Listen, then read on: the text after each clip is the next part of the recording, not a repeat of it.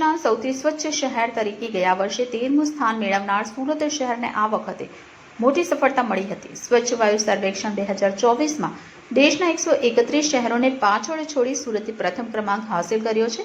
Diamond સિટીએ કુલ 200 માર્ક્સમાંથી 194 marks મેળવ્યા હતા। ત્યારે સ્વચ્છ સુરત બનાવવા પાછળનો શ્રેય સુરતના સફાઈ કર્મીઓને જાય છે। ત્યારે ભારતીય જનતા પાર્ટી સુરત મહાનગર દ્વારા સ્વચ્છતા દૂત સન્માન સમારોહ કાર્યક્રમ કેન્દ્રીય કેબિનેટ જળશક્તિ મંત્રી તથા પ્રદેશ અધ્યક્ષ શ્રી CR પાટીલ સાહેબની વિશેષ ઉપસ્થિતિમાં ઉમરા પાર્ટી પ્લોટ સુરત ખાતે યોજાયો હતો। નમસ્કાર।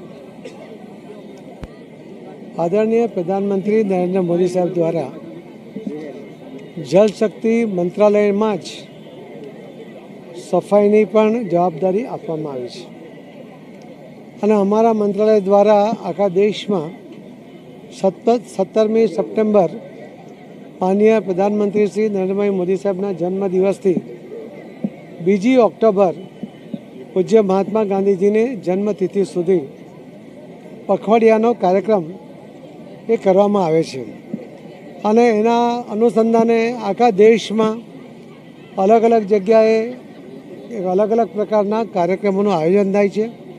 સફાઈ પણ થાય છે। સફાઈમાં સૌ આગેવાનો, સૌ ચૂંટાયેલા પ્રતિનિધિઓ, પદાધિકારીઓ અને સફાઈ મિત્રો એમની પણ મદદ લેવામાં આવે છે, લોકોની પણ મદદ લેવામાં આવે છે। આ 17મી સપ્ટેમ્બરથી શરૂ થયેલા કાર્યક્રમમાં હમણાં ગઈકાલ સુધીમાં લગભગ 10 લાખથી વધુ અલગ અલગ કાર્યક્રમો કરવામાં આવ્યા છે।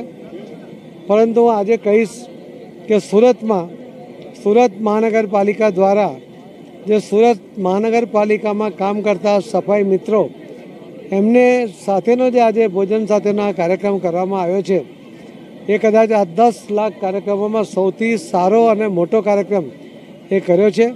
એના માટે હું સુરતના સૌ સફાઈ મિત્રોને ખૂબ ખૂબ અભિનંદન આપું છું અને જે રીતે એમણે તકલીફમાં કોરોના હોય, વરસાદ હોય, વડોદરા મોકલવામાં આવ્યો હોય, બધી જ જગ્યાએ એમને કોનેપૂર્વક એમને જે એક્સપર્ટીસ છે એના આધારે જે રીતે ઝડપમાં લોકોની અપેક્ષા મુજબ સફાઈનું કામ કર્યું છે એના માટે એમનો ખૂબ ખૂબ આભાર પણ માનું છું।